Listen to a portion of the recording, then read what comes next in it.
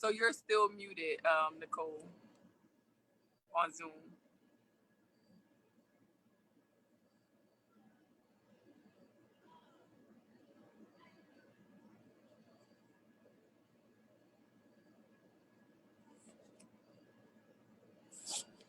All right. Good evening, everybody. Welcome to Dialogue with DAP. We are in our Survivor September series. So we are super duper excited to be inviting some amazing individuals who have experienced domestic abuse at one time or another. And they will be talking with us and to us about their experience. And we're going to ask them questions. So please feel free to ask questions, hype them up, encourage them to continue to share their stories. If you have thoughts, ideas, comments, we'd love to hear from you. Again, welcome to Dialogue with DAP. And we're so super excited to have our featured guest. And once we hit that 8 o'clock mark, we will get started. And let me see if we can.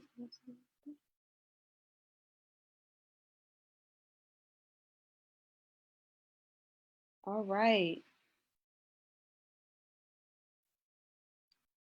So please share, like, host a watch party, and join us for Survivor September. At the 8 o'clock mark, we will get. Now you hear my voice. Don't want to do that. All right.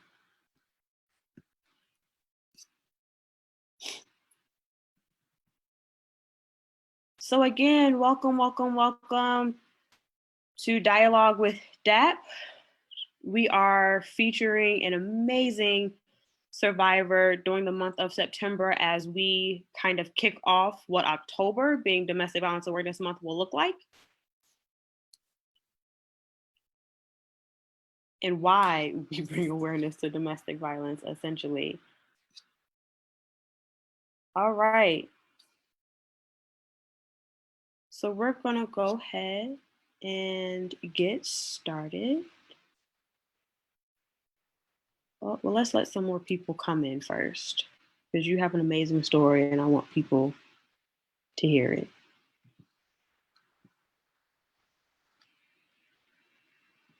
So come on in, and I think the one person might be me.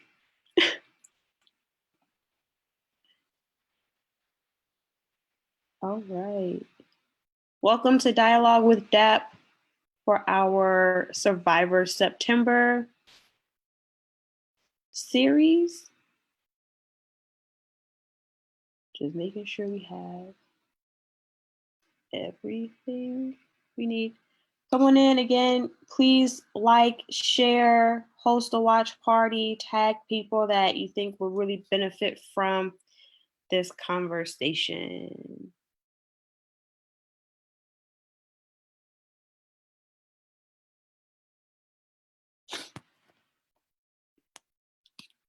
So we'll give it like 2 more minutes, maybe. I'm really glad this is working out, though. Yeah.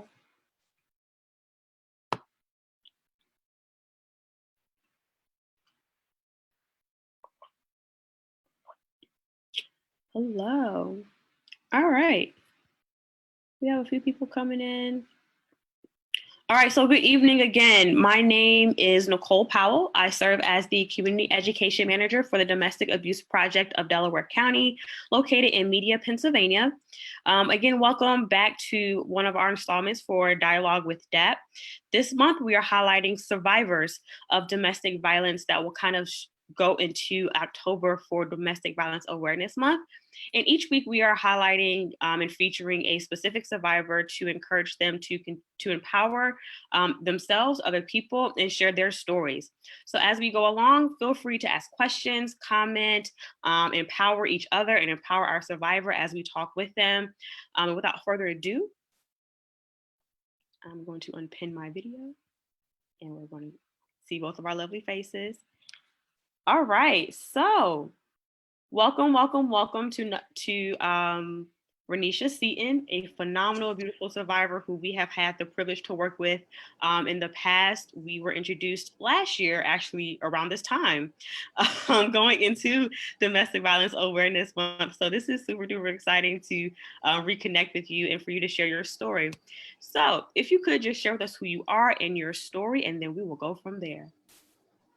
Hello, everyone. My name is Roniesha Seaton. I am a motivational speaker. I'm an author. I'm a playwright. I'm a youth advocate. I'm also a domestic violence survivor. A little bit about myself is that I come from humble beginnings. I am someone who strongly believes that your past does not have to define your future, and that where you start is not where you have to finish. So, with that being said, coming from the humble beginnings, going through the different things that I went through in my life, I made sure that, I got out of it by staying determined and by shaping my mind to see things from several different angles instead of seeing it from where it actually was at that moment. Awesome. So tell us a little bit about your relationship. How old were you? When did it take place? How long did it last? And the kind of experiences that you like to share with us about that. So for me, domestic violence started at the age of 14 years old. I had my first child when I was 13. So I became a victim by the hands of my daughter's father at that time. My mom, growing up, I watched my mom be physically abused most of my life by multiple different boyfriends. And I told myself back then, like, oh, I would never, you know, become a victim of domestic violence, or how does someone stay with one who put their hands on them and like physically try to harm them, right? And then here I am repeating the cycle. I fell into the same cycle that my mom was in, that I ultimately judged her from.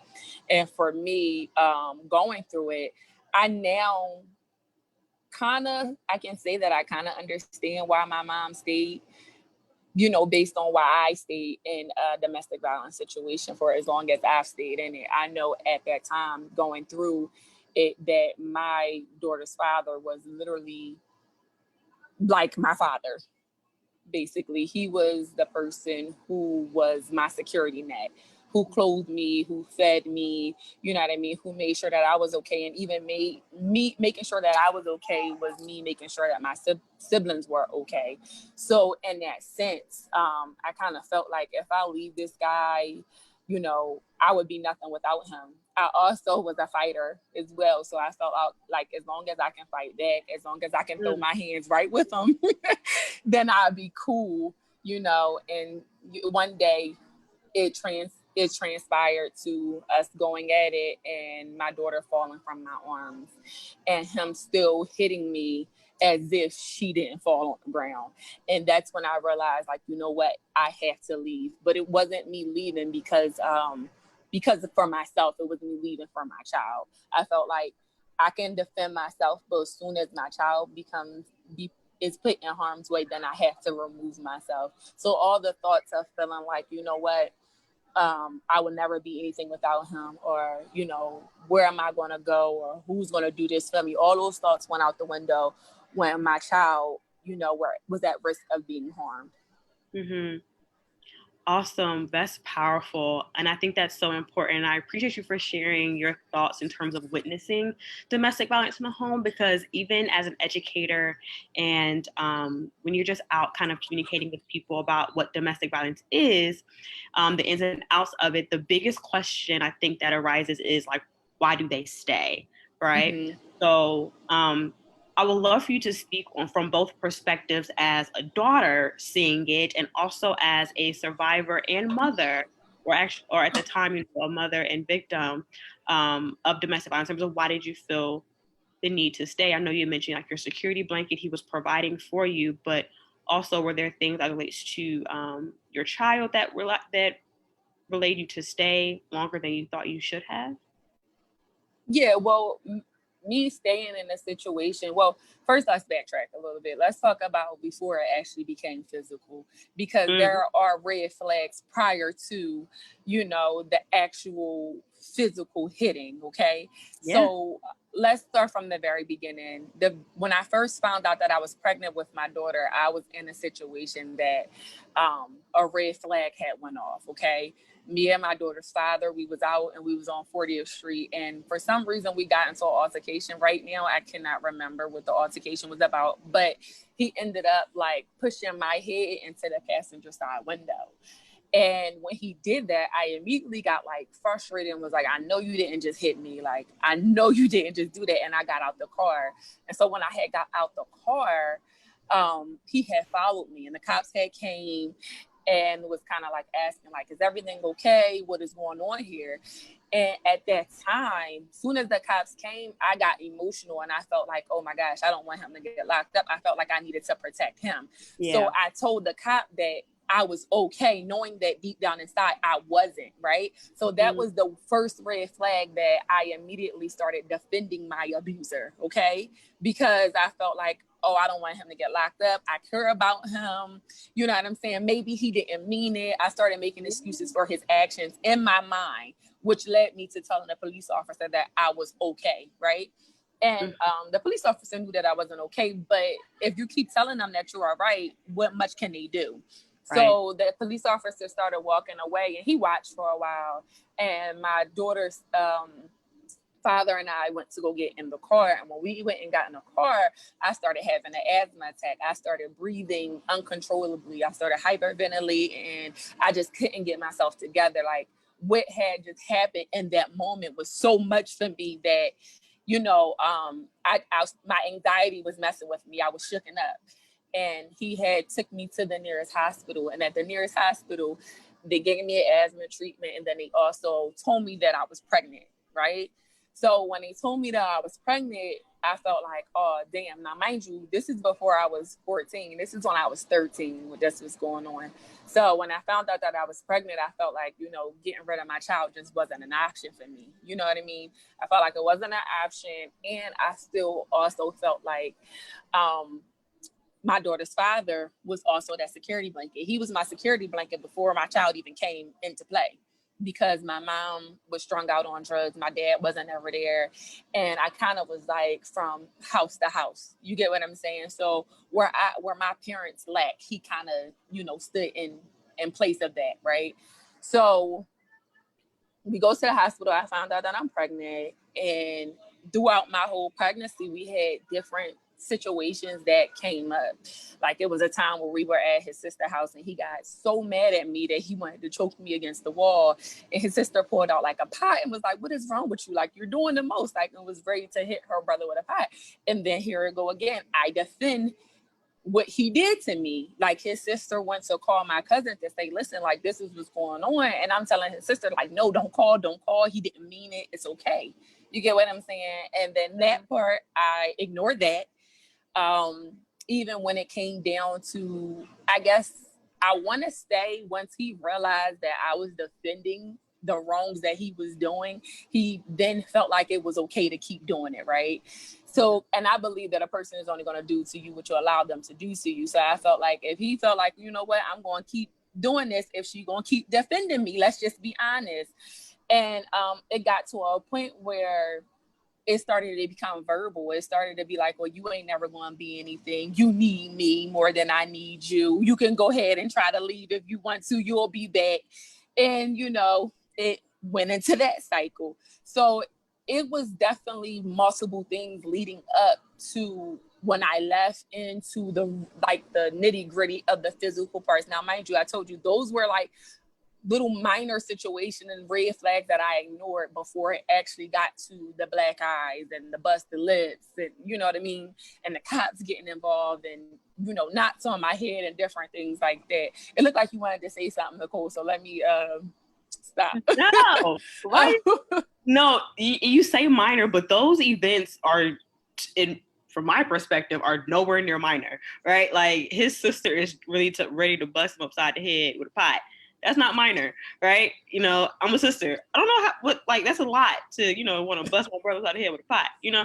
But So you said physical, verbal, sounds like financial, because how old was your partner? He was at the time when I was dealing with him. Okay. So I told him that I was 16 when I met him. He told me that he was like 18 or 19, but he actually was older than that. And I was actually younger than that. He found out my real age once we found out that I was pregnant, because my cousin then told him. My cousin didn't want me to keep my daughter, so my cousin then told him, and he kind of was just like, "Well, it's too late now. We're already together." But then here I go now in this right state of mind, because back then I was young and a little bit naive, a little gullible, you know.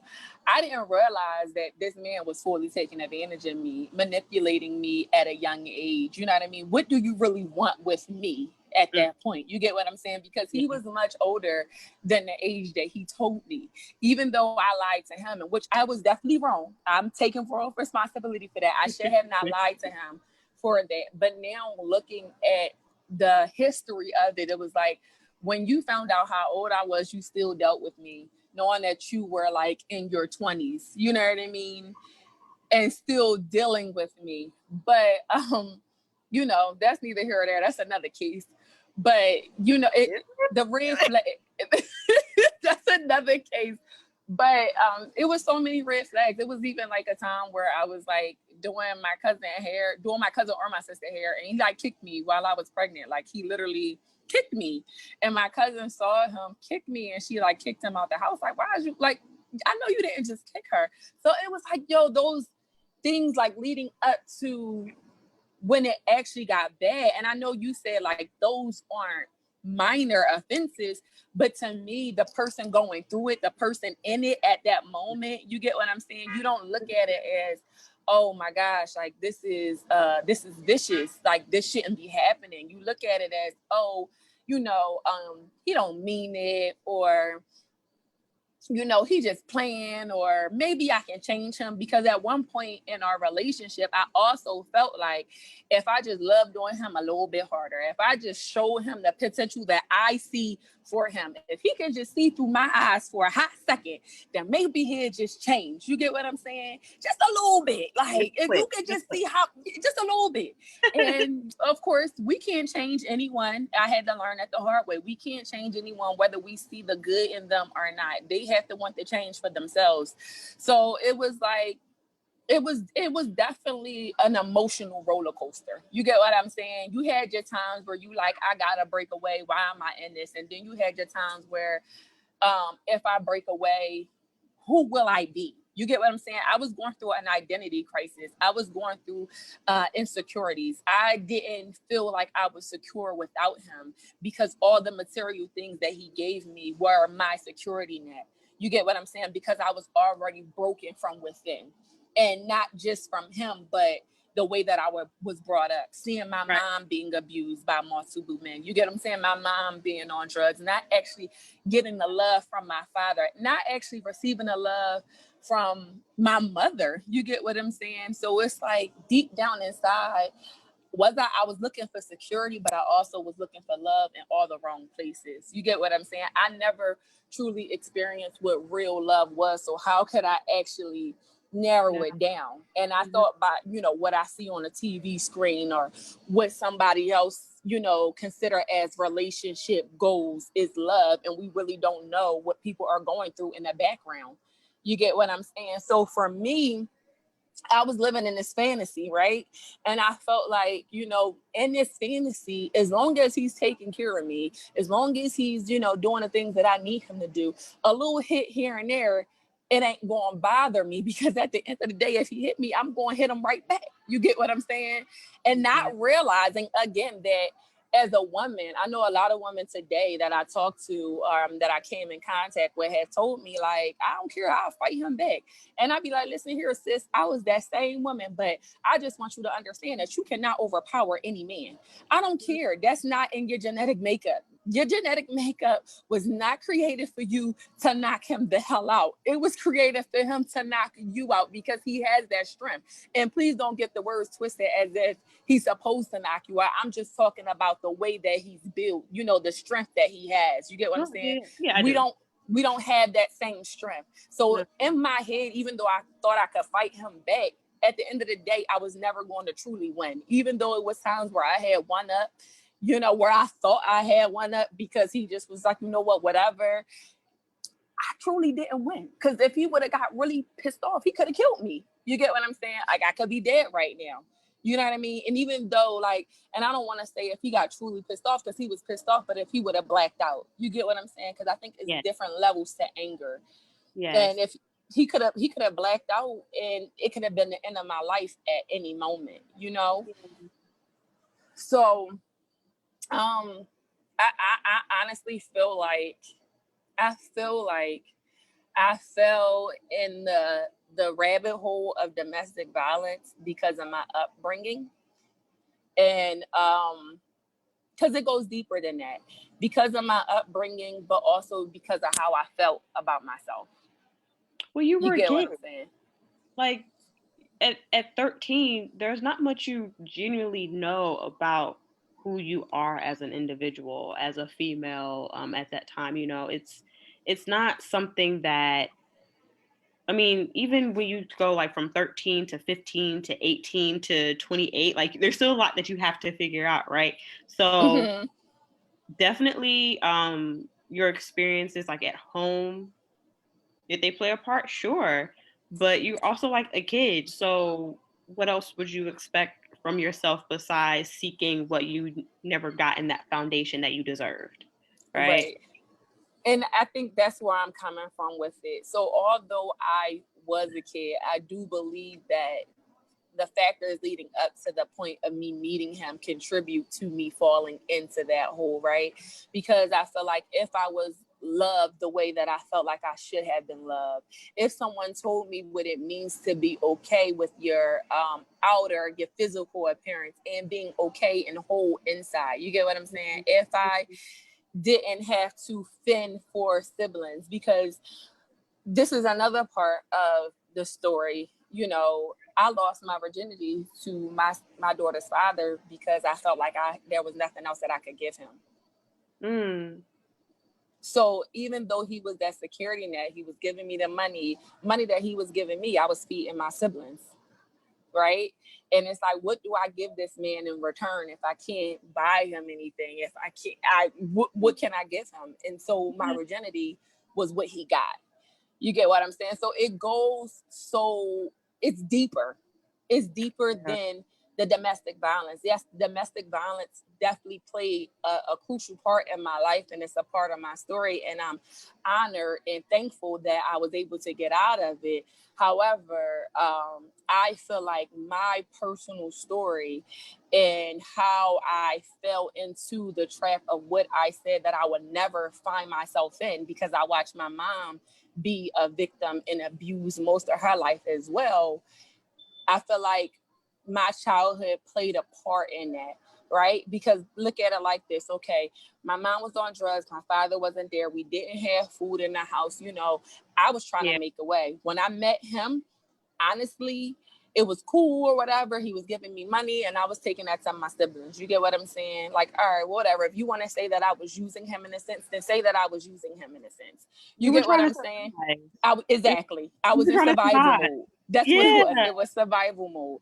So in this survival mode, I fall for this man. I lose my virginity to this man. I get pregnant by this man. But this man knows everything about me. He knows my weaknesses, and he knows that I don't have many strengths. Like, if you lined up my weaknesses with my strength, it probably was 100 weaknesses and only one strength. You get what I'm saying? And he knew that, and he took advantage of that. And when I, you know, didn't fight back in a sense of saying, you know what, you aren't supposed to put your hands on me, you're not supposed to do this, that made him continue to do it, because in his mind he must have felt like it was okay. And you know, for him to not think that anything was wrong when my daughter was involved. So the time that I actually should have left is the time that him and I got into a really, really, really bad fight.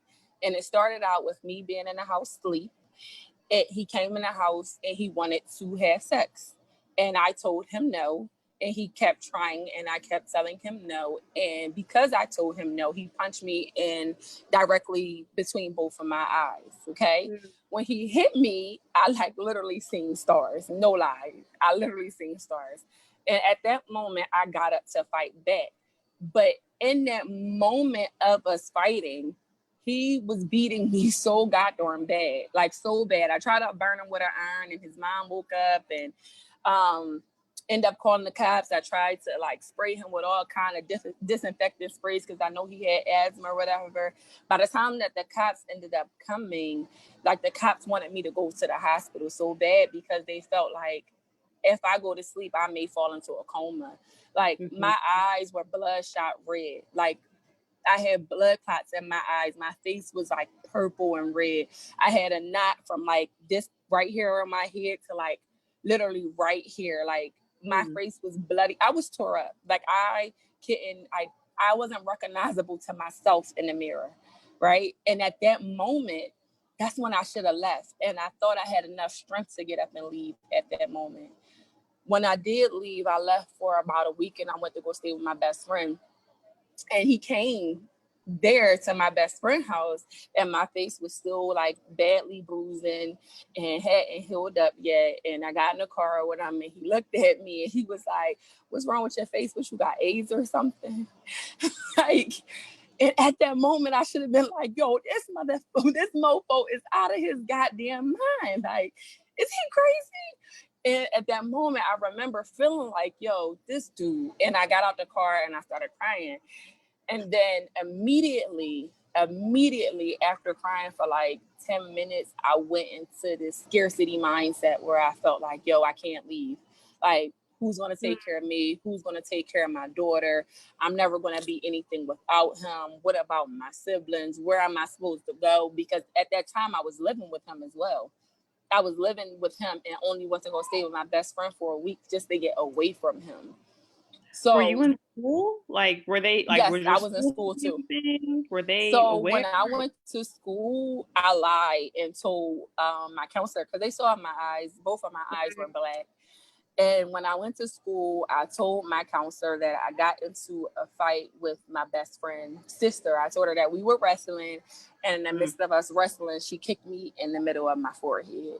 And that's where the two black eyes came from. And my best friend mom even was like, "Roniesha, what's going on?" I was like, "Oh, nothing. Like, I got hit in the face with an orange." But she knew that I was lying. You get what I'm saying? I feel like they knew that I was lying, but they didn't really know the source of what was really going on. And I don't know if they felt like if she's not going to tell me the truth, then what can I do? I was protecting the person who was harming me. You know what I mean? Yeah, and so when I was in school, I interned at Domestic Abuse Project, and clearly I love my intern.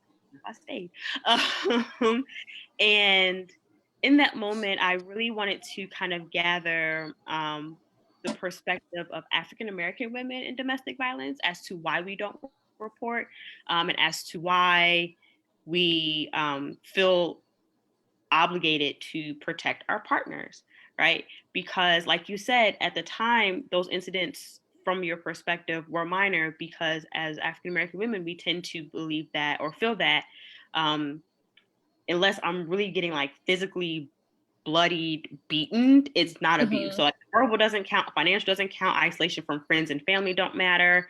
But until you're like physically assaulting me till I am bloody, beaten, black eyes, bruises, bumps, swollen, everything, then it doesn't count. And even when it gets to that point, if I'm brave enough to call the police, which we're typically not, but the police are oftentimes called and they show up, and then we still, like you said, we'll still say, "Oh, I'm fine, nothing happened," even with the black guy, like nothing happened, I'm good, right? I just fell down the steps, no biggie. But especially that's what I did the day that the cop told me to go to the hospital. I was like, "No, it's fine." He was like, "Do you want to press charges?" I'm like, "No, he'll be fine." He like, "Ma'am, we can press charges." I'm like, "No, it's fine, it's okay." And even in today's climate, but even then too, it was still very much prevalent with things like the Black Lives Matter movement stemming from um, police brutality against the Black body. And so how do we kind of try to combat that while also trying to stay mindful? You know, we have to protect ourselves first. We are our priority. Our children are our priority. But at the same time, we still want to protect our Black and brown men, right? So like how do we combat that? Okay, so that's Yeah. really a hard question because I was Yeah. asked this question before. And were we about to say something else, Nicole? No. Yeah. So I have been asked this question before, and it's really been a hard question to answer because I feel like everyone is not the same. You For get what sure. I'm saying? So Absolutely. just because one person, may have abused you, that doesn't mean that the next person will abuse you. You get what I'm saying? Um, I feel like for me personally, I feel like let's backtrack again a little bit more.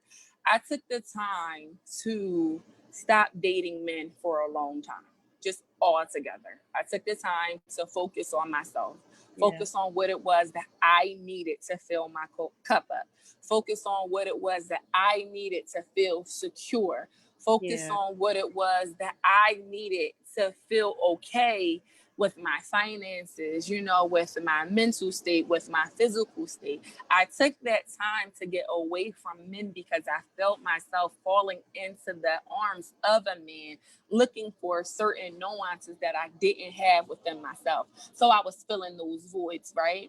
And so once Right. I took that time to start focusing on me and start seeing things differently, before actually getting out here to date, I felt like, okay, well, in a sense, whereas though if I am in a situation where I see multiple red flags or something, I just remove myself from it because now I know what I am worth. You get what I'm Mm. saying? Before I didn't know my worth. I didn't have a value on myself, right? There was no price tag on me. There was nothing on me.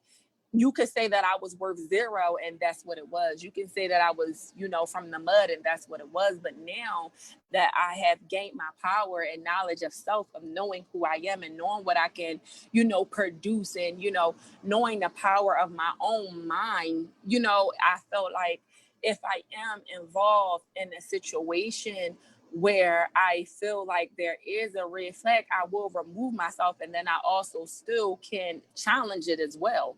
It depends on how far I'm willing to go with it. You get what I'm Mm. saying? Am I willing to, you know, um, stick out the red flags and say, "Hey, this is what's going on, but this is what you won't do to me," or will I just go ahead and remove myself from it?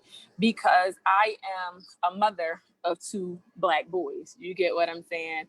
So it's like I want my sons to be protected. You get what I'm Yeah. saying? When my sons get older and they get out here in a dating world, I want my sons to know that it's not okay to put your hands on a woman. And I want my sons to know that it's not okay for a woman to put their hands on you.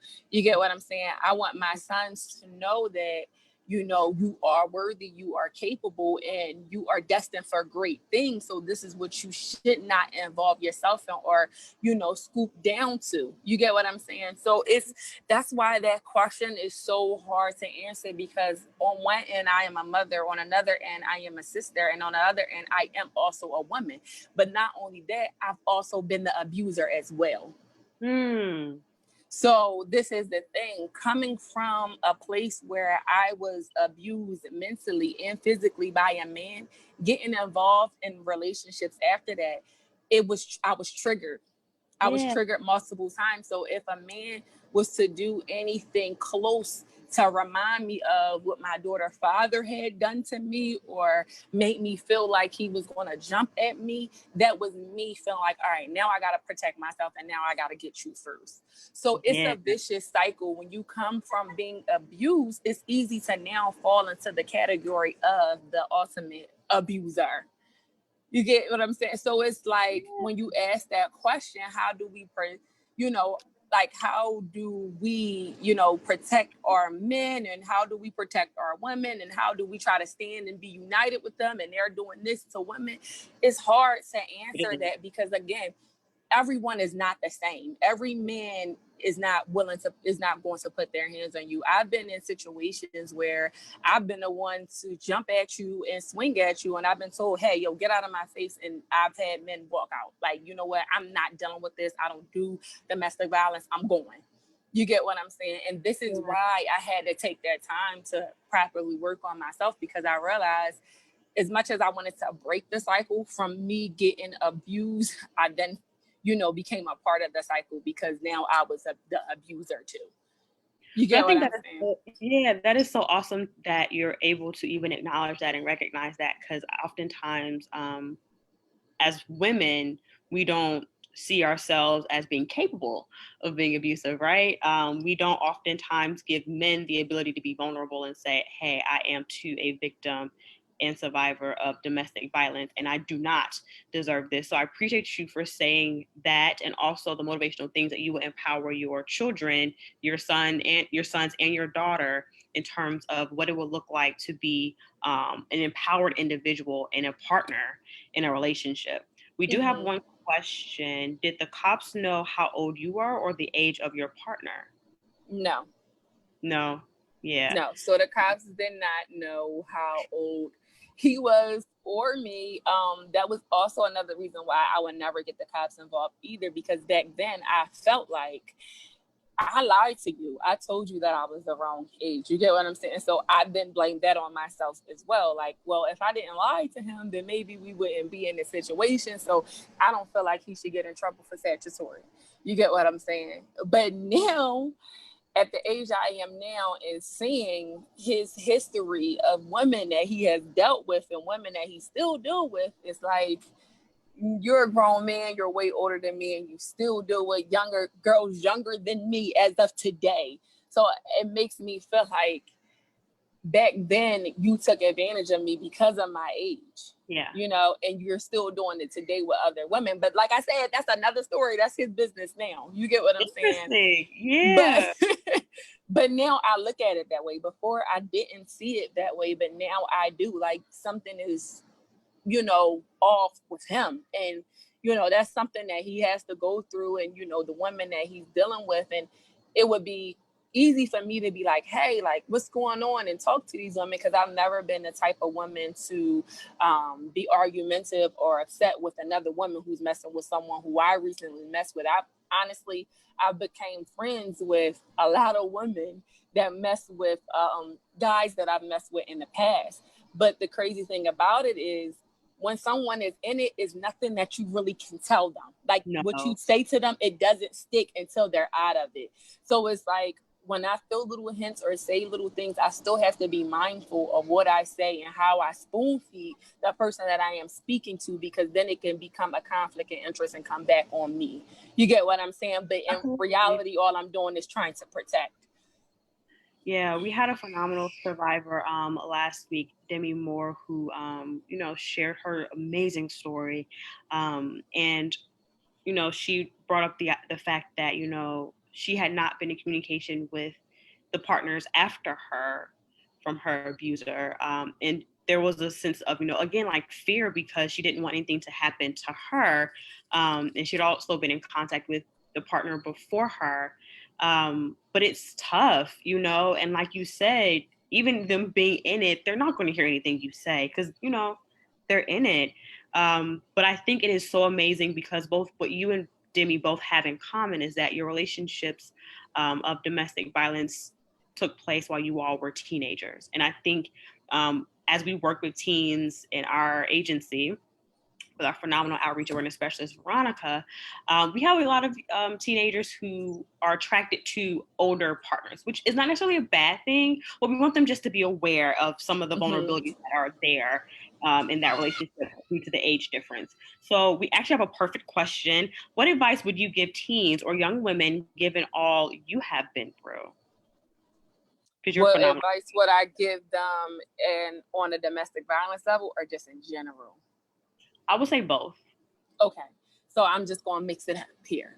One, I would say, hold on to your innocence, because that's literally the only thing that you own. Okay. For me, I wish I could have giving my virginity up in a special moment. I don't regret it because I have my daughter here today. But if I could have held on to my innocence a little while longer, I would have. Also, I would tell young girls to look in the mirror and see your reflection as pure as gold and as it is, and to not try to fit in, to not try to mirror what you see, because society, and I'm not even going to say people, I'm going to say society will make you feel like that you aren't enough. Society will make you feel like it's not okay to be natural. Society will make you feel like you have to put on the tight clothes and wear the long hair and portray yourself as to be older than what you are. And why I say society, because society controls what we see on TV. Society controls what we stroll across on social media. Society controls what we hear on the radio and see on the billboards. You get what I'm saying? So I will want them to hold on to their innocence for long as they can. And when I say innocence, I mean their virginity. I want you to hold on to that for as long as you can. I want you to look in the mirror and accept who you are. I want you to also know that if it doesn't feel right, then it's not right. Because our intuition tells us when something is wrong. Our intuition starts to tingle when we are feeling like, you know what, this is a little iffy. Sometimes you have to go with those gut instincts and roll with them, because it'll stop you from making a lot of mistakes in life. I feel like some mistakes that we make, I don't like to call them mistakes, teachable moments. Some teachable moments that we have are unnecessary, and where some of them are necessary for us to get to the next level of our life. But if we can kind of filter out the ones that are unnecessary, you get what I'm saying? It'd be a better transition to the next level.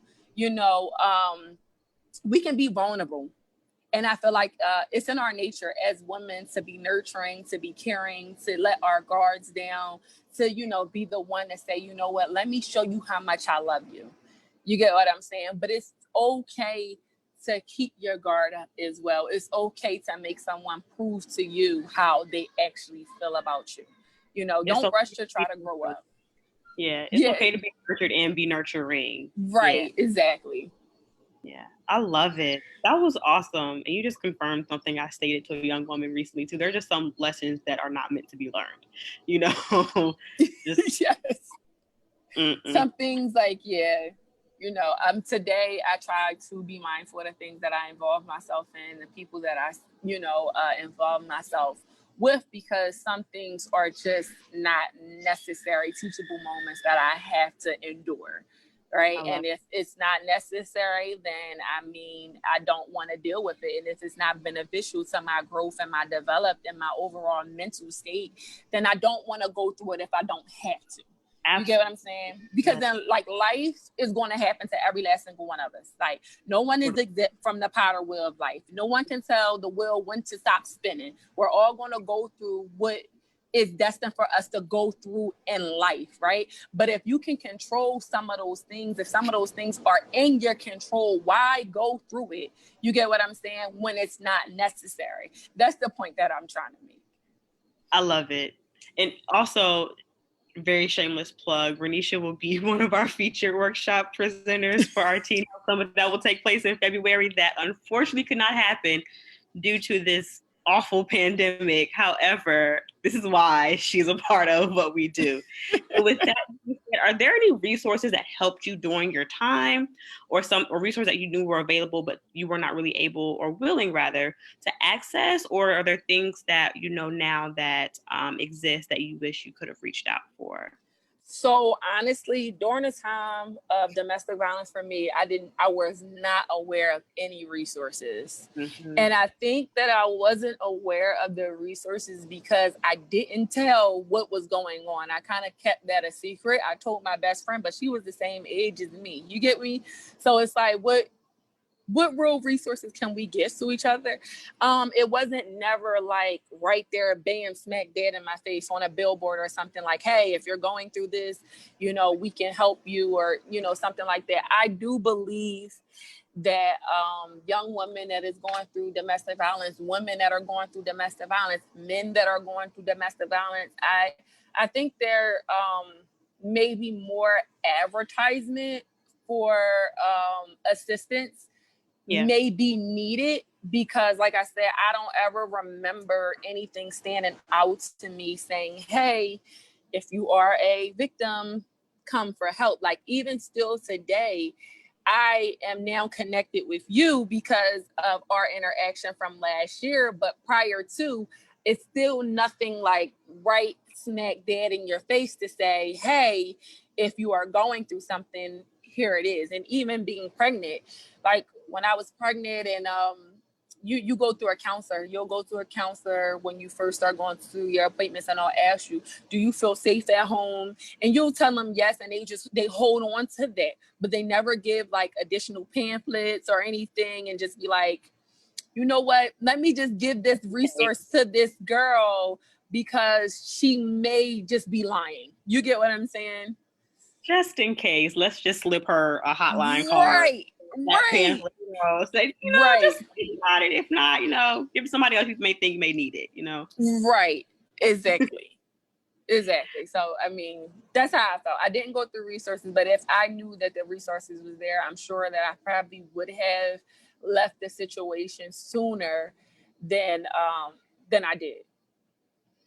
Is there anything that we as an agency and even as partners in this can do to ensure that we, prevent this from happening, prevent the cycle with children witnessing and going into it? You're doing a phenomenal job motivating young people and women around being empowered and having high self-esteem based off of your experience. So thank you for that. But is there anything else that we can do or do better as it relates to reaching out? I would say that you guys are actually doing the work. And why I say that is because here we are on live right now.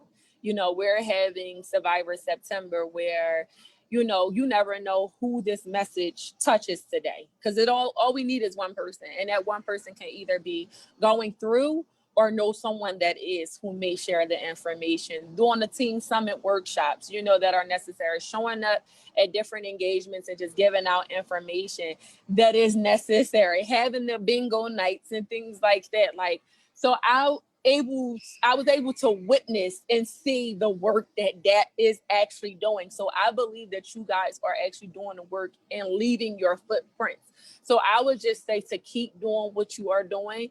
And if there was any advice that I could give, other than it being around the time of Domestic Awareness Month, just to keep throwing out that information and what you guys have. But if there could be some lives in the middle of January or March or, maybe November or something, even when it isn't close to Domestic Violence Awareness Month, you get what I'm saying? Because domestic violence goes on every day, everywhere, across the world, any time of the year, into any age, race, or gender. So, I mean, that's what I would give. Well, I thank you. We appreciate it. We appreciate you for the work that you have done and are doing and will continue to do. You have done amazing things. Continue to be creative and write and speak. And we are doing our best. We hope it reaches to as many people as it can. This is not the end of these conversations. We have been doing these since, I think, like April. When we had to, again, have to postpone our Teen Health Summit that we will be hosting virtually in February, which will be Teen Dating Violence Awareness Month. But we're doing our best. And if there's anyone ever in need, or if you know of someone who is experiencing these things, please do not hesitate to reach out to Domestic Abuse Project of Delaware County. We have a 24/7 hotline. The number is 610-565-4590. Please, again, like us, share us on all social media. Feel free to visit our website. If you cannot or are not in the Pennsylvania area, there is a national domestic violence hotline and website that you can go to, and you will be able to connect to any domestic violence agency closest to you. So we greatly appreciate you, Roniesha. Are there any last words you'd like to share before we log off for the night? Yes, I would also like to tell anyone, if you want to reach out to myself, you can. My doors are always open. I'm constantly checking my DMs on Instagram, on Facebook, on my site. I have a telephone number there. You can chat with me, whatever. If you ever just need a word of wisdom or help or any type of other resources that I may be able to provide to you, or if you are afraid to go to depth yourself, I will walk through the door with you. Okay. So if there's any resources that I can provide on my end, feel free to reach out and to utilize myself as well. But the last words, because I'm a motivational speaker, it's only right that I give a message, right, Nicole? Yes, let's go. Before you do though, how can they find you on social media? So across all platforms, it is I am Roniesha Seaton. So I am Roniesha Seaton. Instagram, I am underscore Roniesha Seaton. Facebook, I am Roniesha Seaton. Personal page, it's Roniesha Seaton. LinkedIn, Roniesha Seaton. On my website, www.iamronesiaseaton.com. I can be reached. Just type in Roniesha Seaton, you'll find me. And the correct spelling of her name is all over our page, and she has been part of that for a full year. So if you can't find her, let us know. But yeah, your last message. So the last message that I would just give to anyone that is going through domestic violence right now, or anyone that is just going through a storm right now, that this season is temporary in your life, and that you have the power to prevail through it all. And that although that you may not be able to see what tomorrow looks like, I know for a fact that the sun is going to shine for you. You do not have to stay in this state forever. You will rise above this. You will go beyond heights, and you will have a story to tell, because everything that you endure in life is a part of your story. And if you can share that story with someone else, you can help someone else. So don't ever think that the things that you're going through in life are not relevant or doesn't have a purpose behind it. Sometimes we just have to get ahead of it and look at it from different angles and see how it, has happened to you and how it has shaped you to be a better person, and how you can utilize it to help someone else going through their journey, how you can be that go-to person. So again, the season is temporary. You will prevail. I know that you can prevail. I prevail. And if you can't find hope in anything else, look at me as a living example that I've overcame certain situations, and, see myself in your reflection. See yourself through my reflection and say, you know what, if she can do it, then I can too. And if you ever need any guidance, assistance, or whatever, I am here for you. I love it. Thank you, Roniesha. And thank you all for joining us for this installment of Dialogue with DAP during Survivor September. We will be back next week, same time, same place, Tuesday, 8 p.m. We will again be highlighting an amazing survivor who is just as beautiful and phenomenal, and it just will not stop. We are connected with some amazing people in our community. So thank you again. You are an amazing individual, Roniesha, and it is such an honor to be connected to you. So thank you all, and have a great night. Thank you, Nicole. Have a great night, everyone.